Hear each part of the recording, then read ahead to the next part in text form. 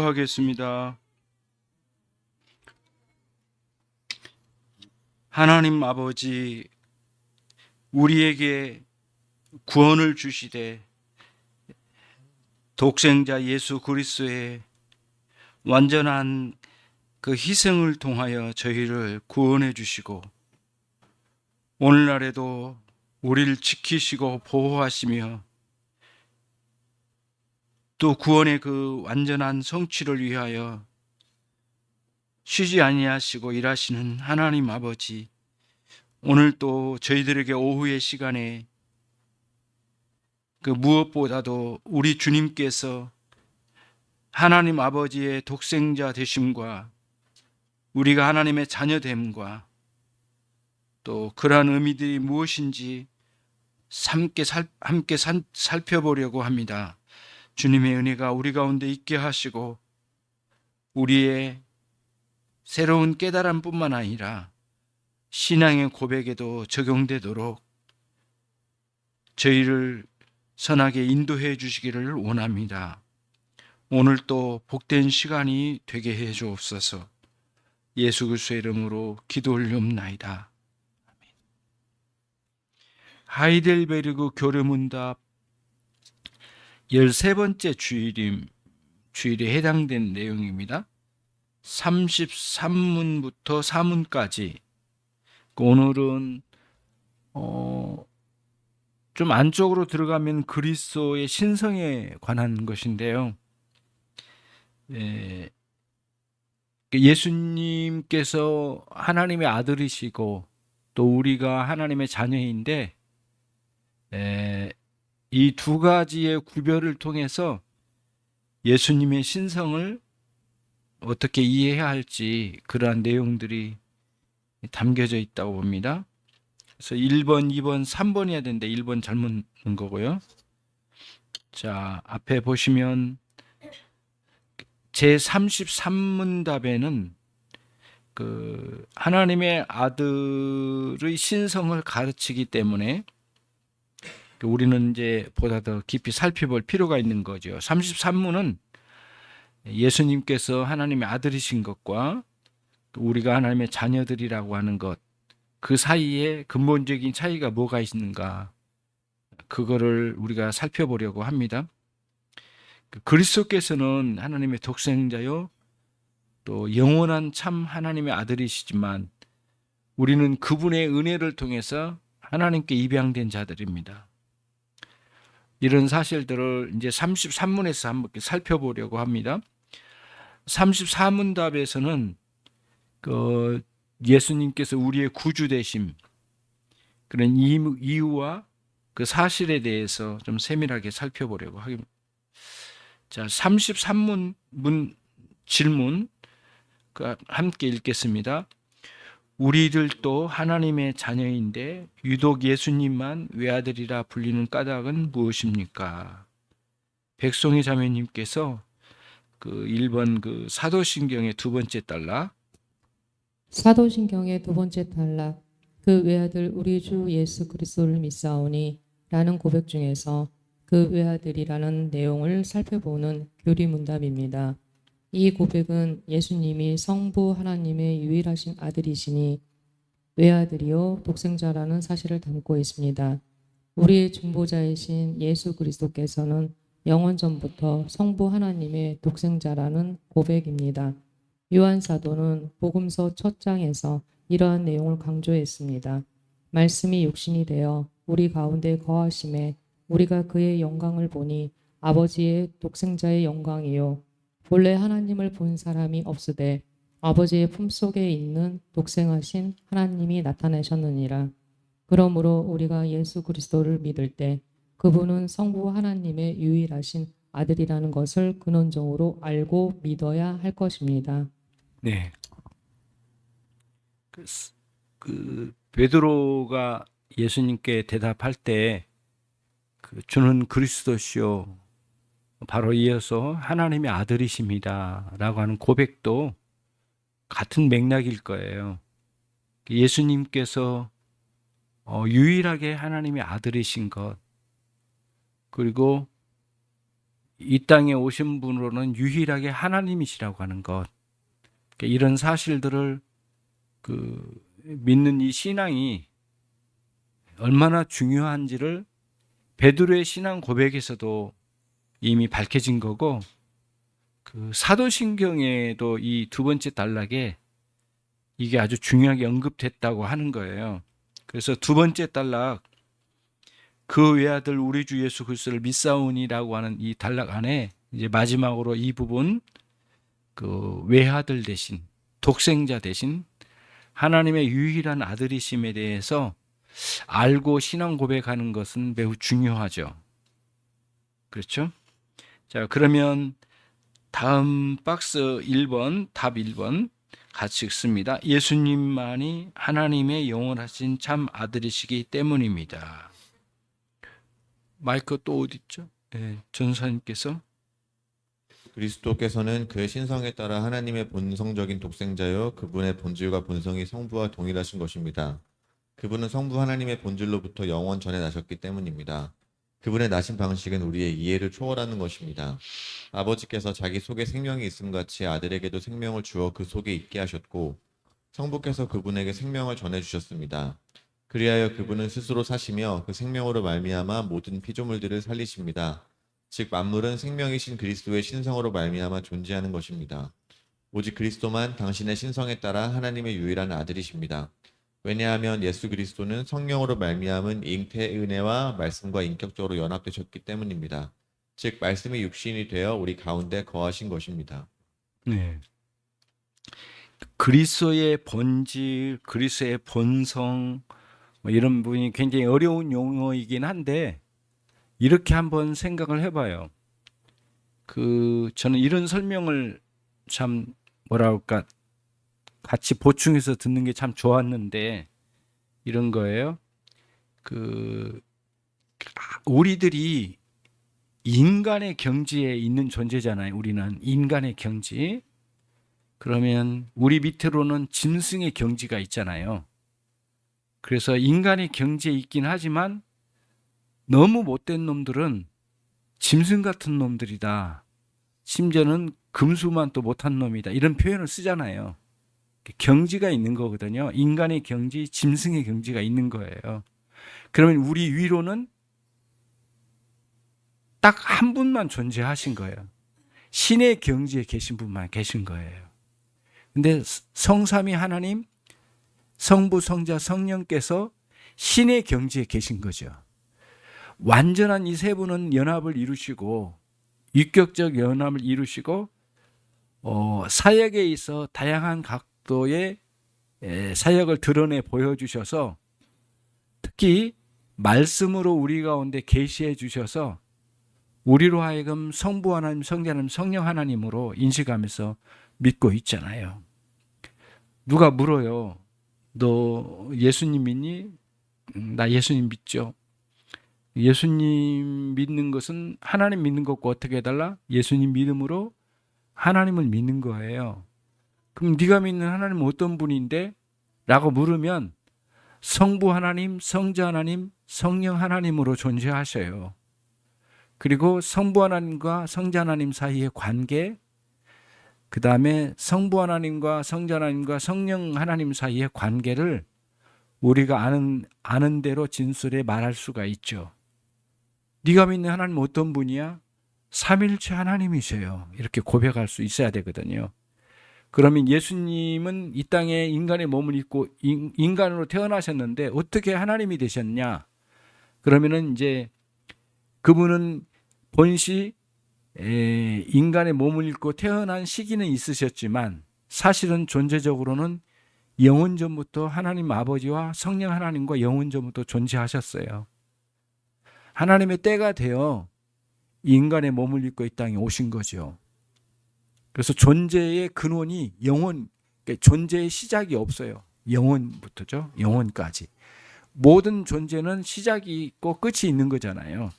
그런 면에서 예수 그리스도는 신의 경지에 계시고 우리는 인간의 경지에 있는 거죠. 신의 경지에 계신 분이 인간의 몸을 입고 오셨다고 하는 게 너무 신비롭고 매우 이해하기 어렵죠. 사실은 불가능하죠. 그래서 성경에 대한 신적 권위에 인정하고 승복되는 것만이나 동일하게 예수님께서 어떻게 인간으로서 하나님이실 수 있는가에 대한 이해하는 것도 사실은 그와 동일하다고 봐요. 성격적으로.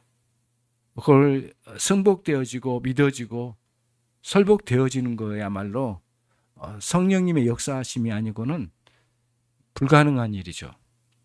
그래서 이제 우리들이 우리의 신앙으로 들어가 보면 단순히 막연하게 예수님 믿는다라고 말하기에는 이 믿음의 대상이 되신 하나님과 그분의 존재와 그분이 하신 일이 너무 깊고 신비하고 인간의 용어로는 다 설명이 안 되는 분들이에요. 그렇지만 우리가 성경에 게시된 대로 조목조목 좀 나누어서 생각해보고 진술하고 말하고 그 다음에 예수님에 대해서 누군가에게 말하면 그쪽에서 듣고 또 이해하고 받아들이고 서로 소통할 수 있는 교리적으로 정리되어진 내용들까지는 우리들이 어느 정도 이렇게 나눌 수 있고 공동체가 동일하게 신앙 고백으로 묶어서 그러니까 같은 신앙 고백의 질을 내용을 가지고 할 수 있도록 주신 사도신경이니까 이 내용을 통해서 우리가 예수님이 하나님이시라고 하는 것, 신의 경지에 존재하신 분이라고 하는 것, 이 사실을 굳게 인식하고 또 신앙 고백으로 나와야 되겠죠. 그렇죠? 특히 예수님에게는 이런 은혜가 있대요. 두 가지 은혜인데요. 끝에 두 개 나왔죠. 잉태의 은혜. 잉태의 은혜라고 하는 게는 무슨 의미냐면은 성령으로 태어나신 분이라 라고 하는 게 잉태의 은혜예요. 그러면 이런 의문이 들어요. 아니 예수님이 무슨 은혜를 받아? 이런 의문이 들죠. 그러나 이제 이런 관점으로 봐야 돼요. 예수님께서 취하신 모든 일은 우리에게 은혜가 되도록 취하신 거예요. 우리에게 제공하시기 위해서 취하신 거예요. 그래서 은혜라는 용어가 붙은 거거든요. 예수님이 은혜가 필요한 분으로서 존재하신 분은 아니잖아요. 완전한 분이시고 뭔가 은혜를 받아야 될 필요성이 있으신 분이라고 하면 신이 아니시죠. 신의 경지에 계신 분이라고 말할 수 없죠. 예수님은 잉태의 은혜를 입으셨어요. 근데 그 잉태의 은혜를 입으셔서 그 은혜는 우리를 위한 것이라고 하는 것.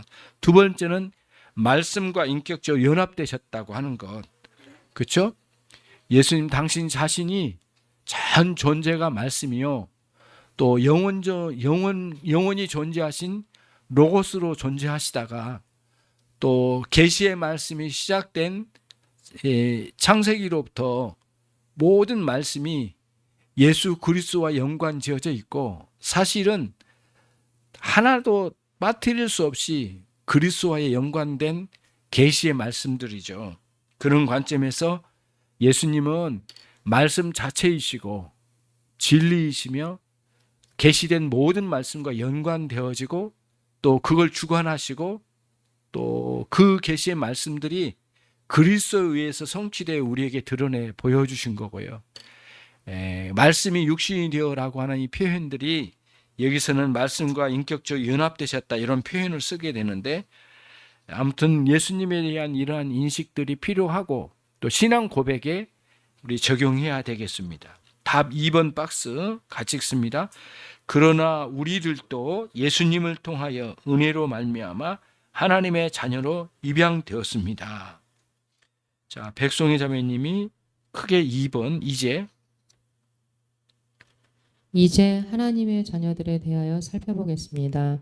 성령으로 거듭난 그 사람들은 모두가 하나님의 친아들이신 예수 그리스도로 말미암아 성부 하나님의 사랑을 입어서 하나님께 입양된 자녀들입니다. 그들은 그리스도의 권속과 교회에 입양되기 전 그들은 모두가 진노의 자녀들이었습니다. 특히 우리는 입양을 통하여 하나님의 자녀들이 되었으며 반면에 예수 그리스도는 두 가지 방식으로 하나님의 독생자입니다. 첫째, 그분의 신성에 따라 영원 전부터 성부의 본질로부터 나셨으니 하나님의 독생자이십니다. 우리가 그의 영광을 보니 아버지의 독생자의 영광이요. 둘째, 그분은 인성에 따라 다른 모든 사람들과는 달리 성령의 능력으로 순결하고 성숙한 동정녀에게서 죄 없이 나셨습니다. 이런 관점이죠.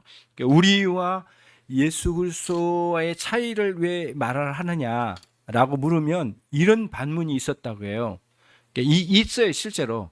성경에 예수님도 하나님의 아들이시라고 해놓고는 또 한편 어디에서는 우리로 하여금 또 하나님의 자녀들이라고 말을 한단 말이에요.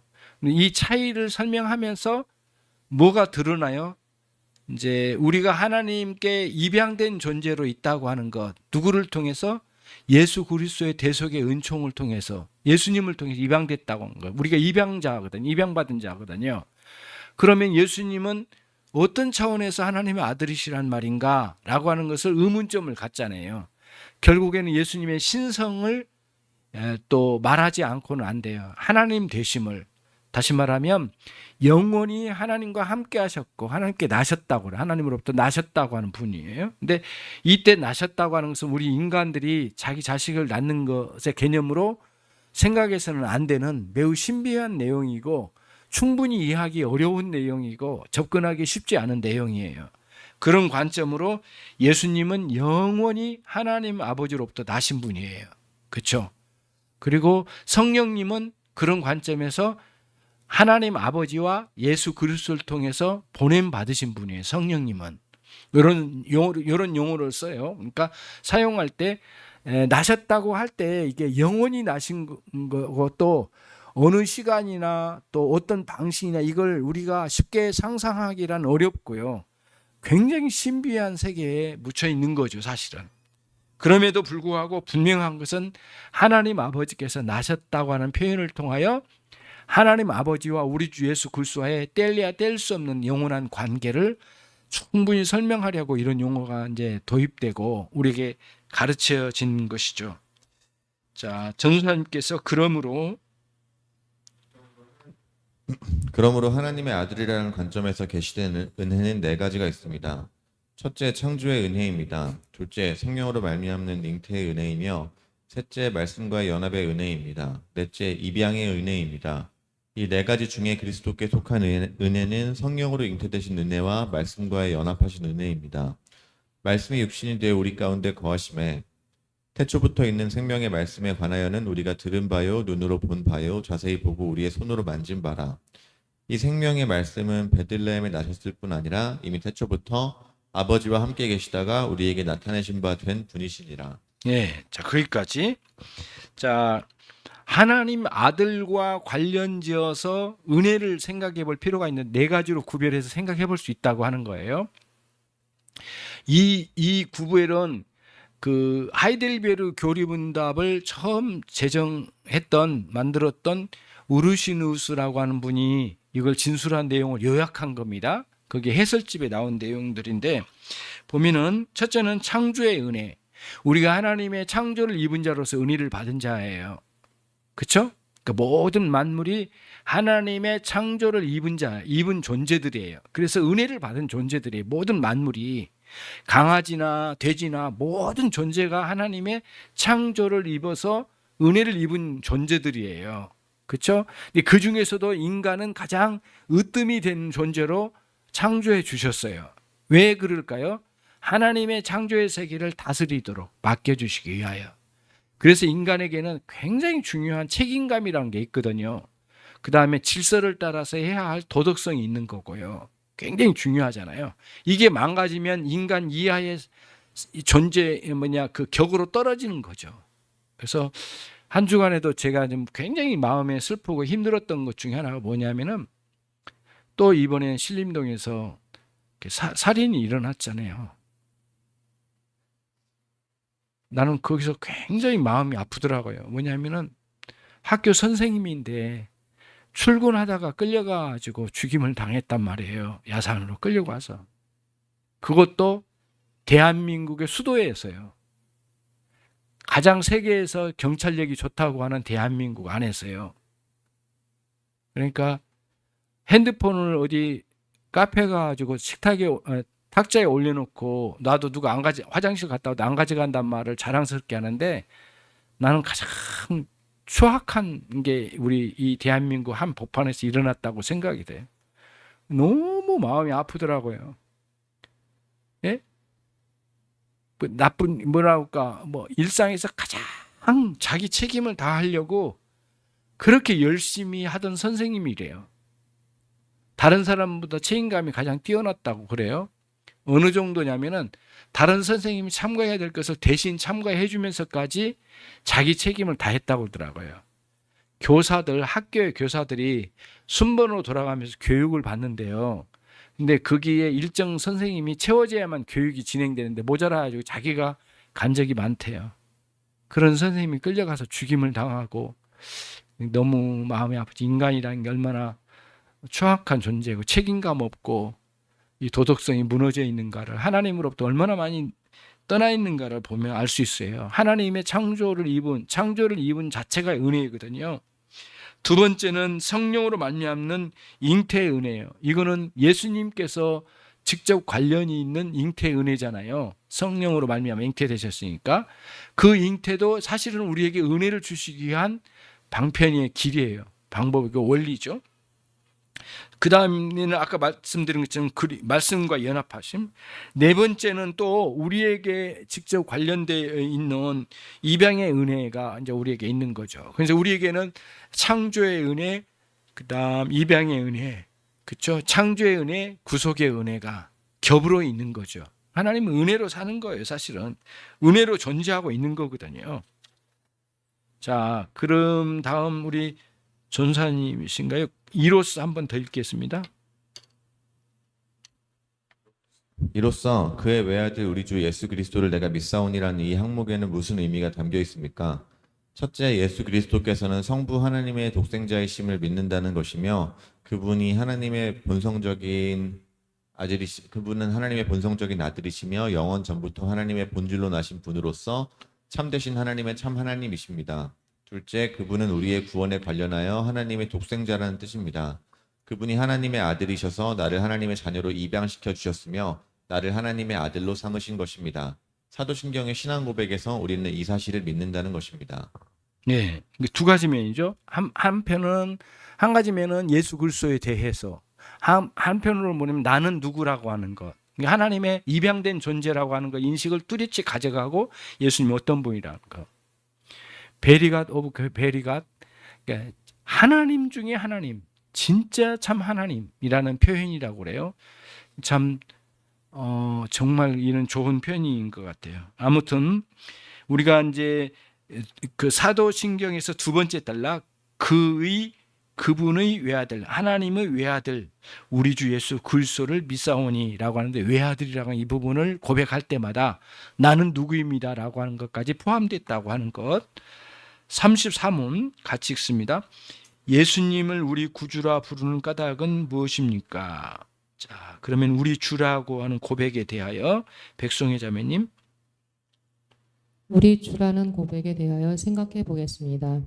신약 성경에 예수 그리스도를 주라고 했습니다. 특히 예수께서 부활하시고 난 다음에 성경은 주라는 호칭을 매우 많이 사용하고 있는 것을 볼 수 있습니다.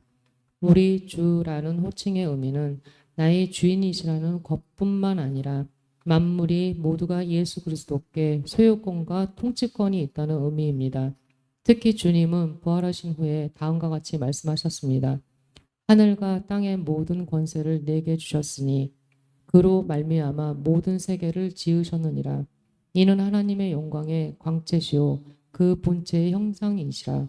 그의 능력의 말씀으로 만물을 붙드시며 죄를 정결하게 하는 일을 하시고 높은 곳에 계신 지극히 크신 이의 우편에 앉으셨느니라.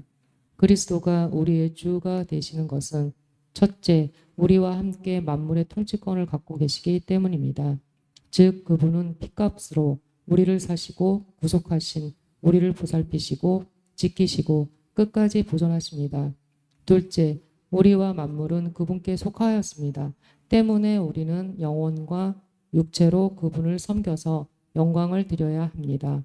예, 그런 거죠. 이제 우리 주라고 하는 고백 안에 이제 있는 거죠. 이제 이건 그러니까 순서적으로 보면 그거죠.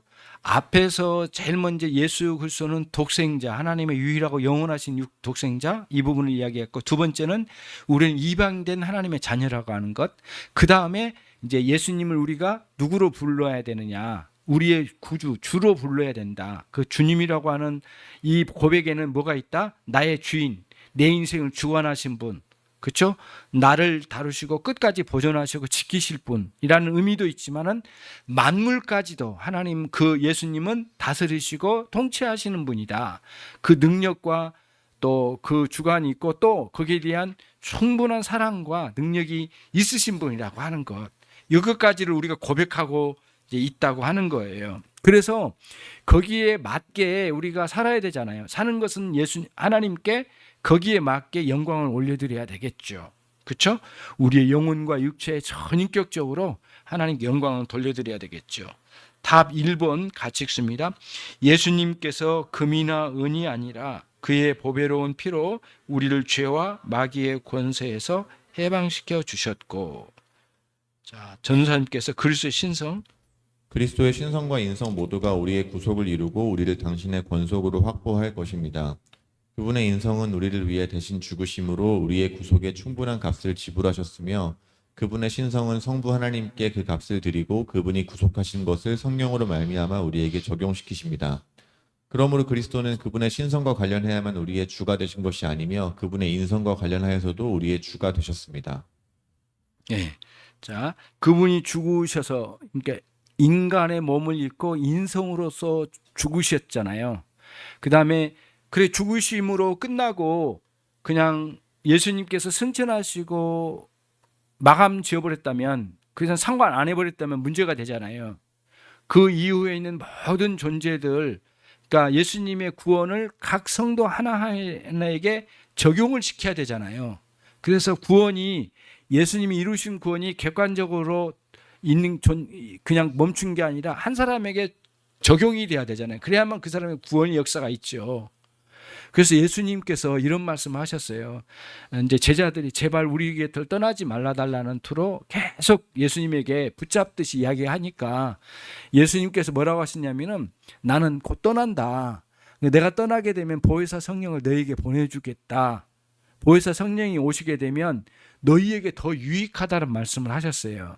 그러니까 그때 그 유익하다는 표현이 뭐냐면은 이 내가 이룬 이 구원이 너희에게 각각 적용되는 역사가 성령으로 말미암아 주어질 테니까 이게 얼마나 너희에게 유익하고 좋겠냐.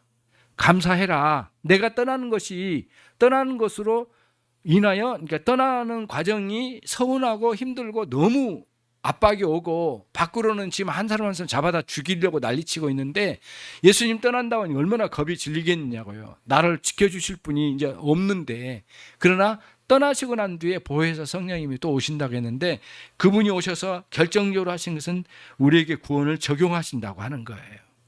굉장히 의미가 있죠. 그래서 한번 구속사를 한번 쭉 어렴풋이 한번 생각을 해보세요. 예수님께서 구원을 오셔가지고 말씀을 전하고 인간들에게 구원을 선포하시고 구원을 이루신 게 팔레스타인 안에서만 있었잖아요. 그 예수님이 떠나시고 난 뒤에 보혜사 성령이 모시고 난 뒤에는 아니에요.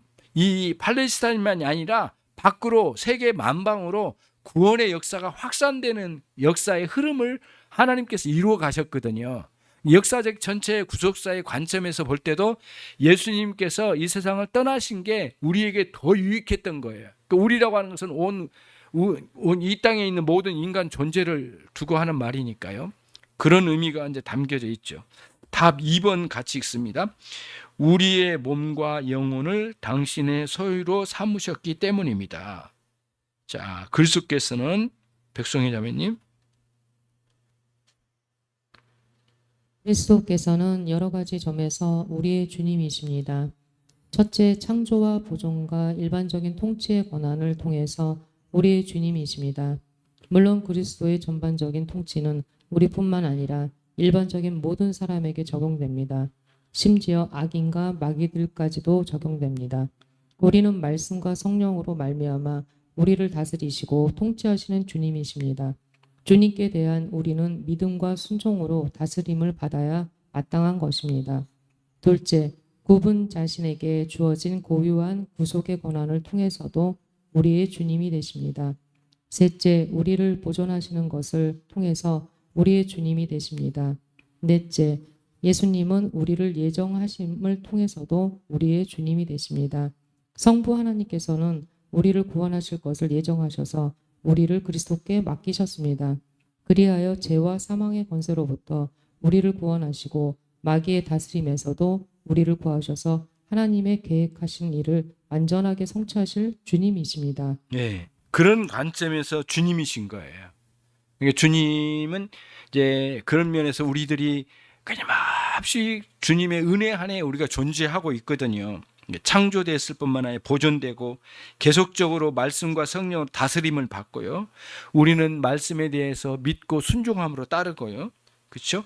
끊임없이 우리들이 그렇게 존재하고 있는 거죠. 계획하신 대로 우리를 구원하셨고요.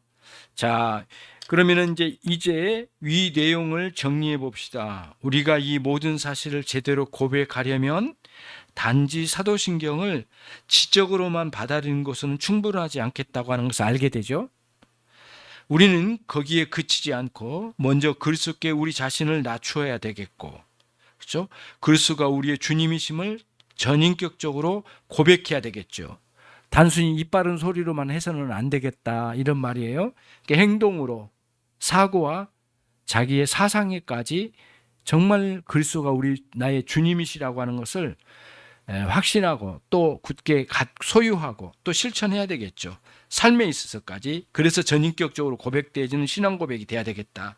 그런 다음 우리가 그분을 향해 지니고 있는 모든 의무들이 있는데요. 거기는 섬김과 예배와 사랑으로 고백되어져야 될 것이죠. 이런 내용들을 사도신경이 가르치려고 하는 내용들이라고 하는 거예요. 그래서 이런 관점으로 이해되어지고 한 주간에도 그리스도와 함께 동행하는 한 주간이 되셔서 가장 복된 주간으로 여러분들에게 은혜가 있기를 바랍니다. 주님 감사합니다.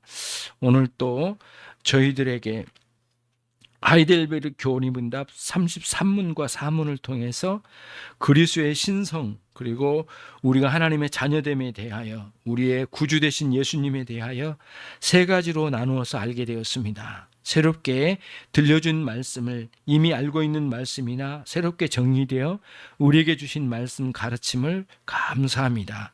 간직하게 하시고 실제로 이 내용들이 우리의 삶과 내 영혼과 우리의 마음과 모든 사고방식에 깊이 스며들도록 역사해 주시옵소서. 성령님이 우리에게 그 역사가 있게 해주시도록 우리 불쌍히 여겨주시기를 소원합니다.